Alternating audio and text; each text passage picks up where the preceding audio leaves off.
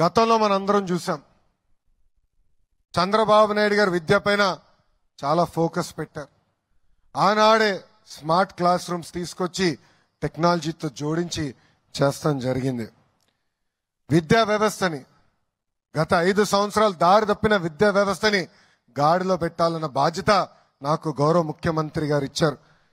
విద్యాశాఖ అంటే ఎన్నో సవాళ్ళు, సంఘాలు ఉంటాయి. ఒక నిర్ణయం తీసుకోవాలంటే పిల్లల భవిష్యత్తు దానిపైన ఆధారపడి ఉంటుంది.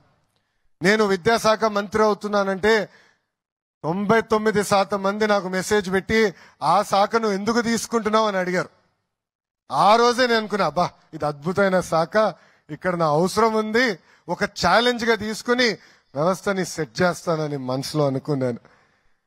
గతంలో చూసాం, ప్రతి కార్యక్రమంలో పార్టీ రంగులు ఉండేది, ప్రజాప్రతినిధులు రాజకీయ నాయకులు ఫోటోలు ఉండేది. గౌరవ ముఖ్యమంత్రి గారు చెప్పి అన్నిట్లో ఫోటోలు తీసేశాం.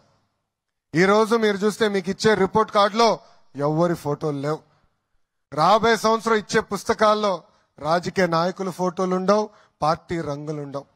అంతేకాదు, పాఠశాలలో ఏమైనా సంక్షేమ కార్యక్రమాలు చేయాలంటే పెద్దల పేరు పెడతాం జరిగింది. దాంట్లో భాగంగా డాక్టర్ సర్వేపల్లి రాధాకృష్ణ గారి పేరుతో స్టూడెంట్ కిట్లు ఇస్తున్నాం. ఇంకో పక్కన డొక్క సీతమ్మ గారి పేరుతో మధ్యాహ్న భోజనం కూడా మన ప్రభుత్వం ఈరోజు అందిస్తుంది. ఇంకా మన ప్రభుత్వం కూడా ఒక నిర్ణయం తీసుకుంది, ఉపాధ్యాయులు చదువులు చెప్పాలి, అది వాళ్ళకున్న ఏకైక బాధ్యత. అంతేగాని మరుగుదొడ్లు ఫోటోలు తీస్తాం, భోజనాల దగ్గర ఫోటో తీస్తాం, ఇవన్నీ ఆపేసేయమని నేను ఇప్పటికీ అధికారులు కూడా ఆదేశాలు జారీ చేస్తాం జరిగింది. అంతేకాదు, మన ప్రభుత్వం ఏర్పడిన వెంటనే 16,300 ఉపాధ్యాయుల పోస్టులు భర్తీ చేసడానికి మెగా డిఎస్సి కూడా ప్రకటించాం. వచ్చే 6 నెలల్లో ఆ ప్రక్రియ కూడా పూర్తి చేస్తాము. ఉపాధ్యాయుల పిల్లలకు అందించే బాధ్యత కూడా మన ప్రభుత్వం తీసుకుంటుందని ఈ సభాముఖంగా హామీ ఇస్తున్నాం.